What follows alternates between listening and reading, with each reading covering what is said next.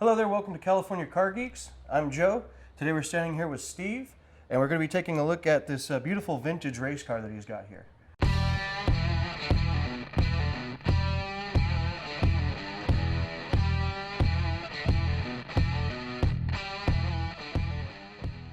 So Steve, actually tell us what we're looking at here.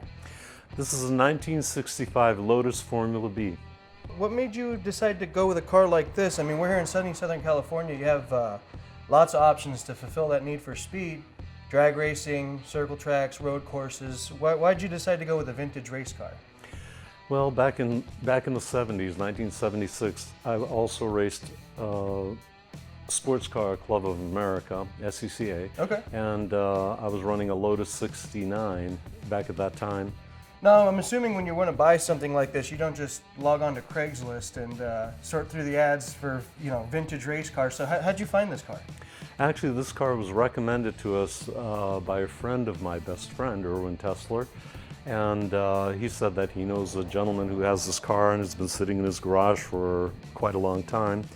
We went over, we looked at it, and decided that it was a worthwhile project, being that it was a Lotus.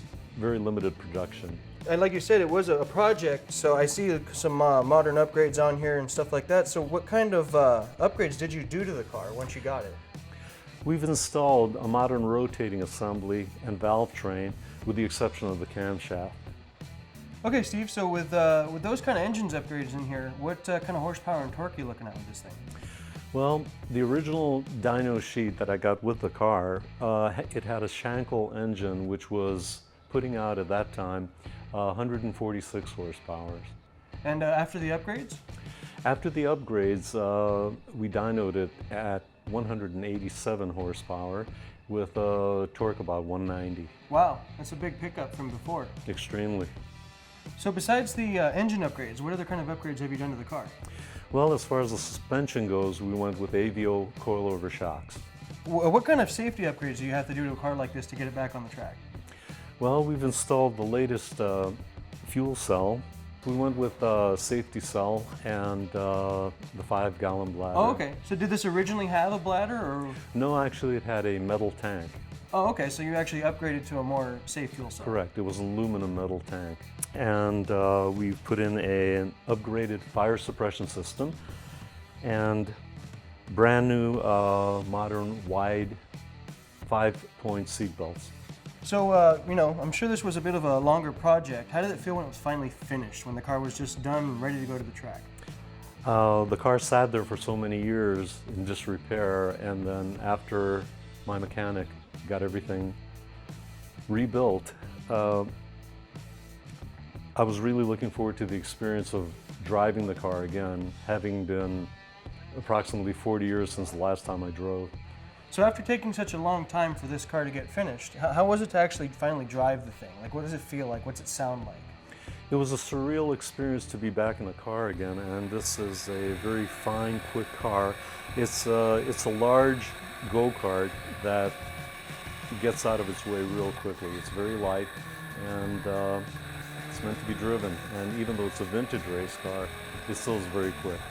So Steve, we've talked a little about the car itself and a little bit of the history of the car, but why don't you tell us a little about your history in racing? Okay, I drove a Lotus 69 Formula Ford from 1976 to 1979, an SCCA, after which I got married. And once I started having a family, my wife objected to my racing and putting myself in danger. So I quit, and for many years it was in the back of my mind that, gee, what would have been the possibilities if I kept racing? Gee, could I compete? So that's what motivated you to actually buy this thing when it finally popped up in front of you? Yes, in the back of my mind, it was always a pipe dream that I would get back into racing to see, how I could do. So Steve, after being out from behind the wheel of one of these things for almost 35 years, how was it going back into racing? It felt very familiar, and it also felt very brand new. This is a totally different car than the Lotus 69, which was a Formula Ford.